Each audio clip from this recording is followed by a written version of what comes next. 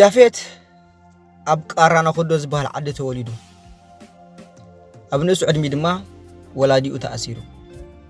ብድሕሪኡ ሓላፍነት ስድራ ናብኡ ኮይኑ ትምህርቱ እውን ኣቋሪጹ ንወላዲቱን ምሕጋዝ በረኻ ወፊሩ ገረብ ቆሪጹ ኣፍሒሙ ፈሓም ሸይጡ ቁሩብ ገንዘብ ሒዙ እንዳተመለሰ ይሕግዛ ነይሩ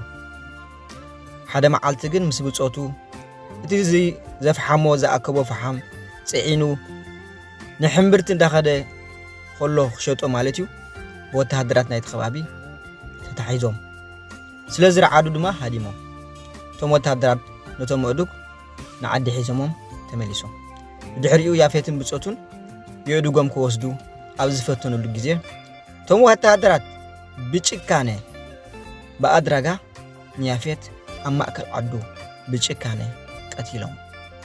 ቀቲሎም ድማ ንክልተ መዓልቲ ርእሲኡ ኸይልዓል ኣብ ማእከል ዓዲ ገይሮም እቶም ዓዲ ሓዚኖም ጉይሆም ተቆጢዖምን ኣየንጨብጨቡን ነዚ ድፈለጠ እቲ ስርዓት ወተሃደራቱ ሰዲዱ ነታ ዓዲ እውን ብመልእታ ሕሙማ ኣይብል ጥዑያ ኣይብል እንዳገረፈ ኣኪቡ ናብቲ ሕሱም እስር ቤቱ ወሲድዎም ኣሎ ናብ ሓሽፈራይ ዝበሃል እስር ቤቱ ስለትፈልጥዎ እቲ እስር ቤታት ዞም ዓበይቲ ሽማግለ ወለዲ ኣብቲ እስር ቤት ከመይ ከም ዘለዉ ዘኩ ያፌት ሓወይ እንተዝኾን በሉ ኣብ ወዲ 16 ዓመቱ ክቁፀር ርእሱ ኣብ ማእከል ዓዱ ተደርቢ ክልተ መዓልቲ ክገብር ኣዲኡ ክትዝኽትም እዚስ እንታይ ዓይነት ጭካነ ክንብሎ ዶ መን ክፍጽሞ ይኽእል ኢልና ንሓስብ እንታይ ተፈጺሙ ኣብዚ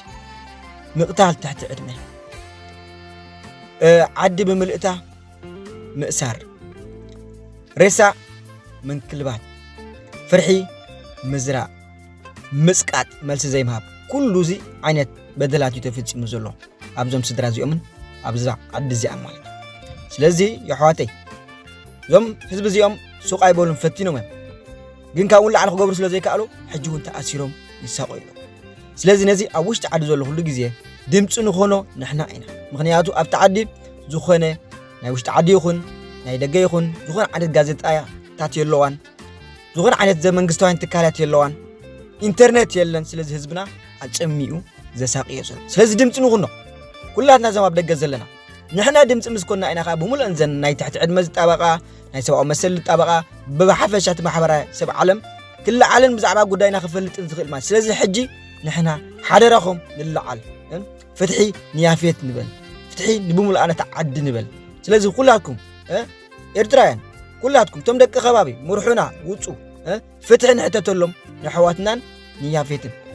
ሓደራኹም ጽኒልኩም ሰማዕኹም የቐኒየለይ ያፌት መንግስተ ሰማይ ኣዋርስካ ስድራ ቤት ድማ ሙሉእ ጽንዓት ይሃብኩም የቐኒየለይ